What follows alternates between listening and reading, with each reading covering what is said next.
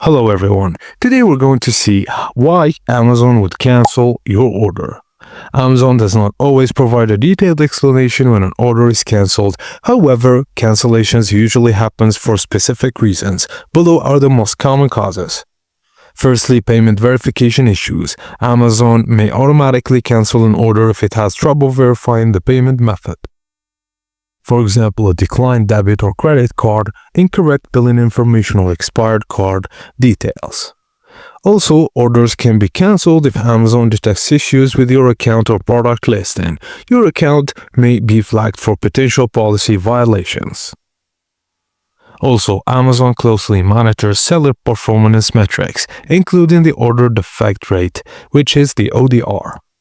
ODR can increase due to chargebacks, negative customer feedback, and A to Z guarantee claims.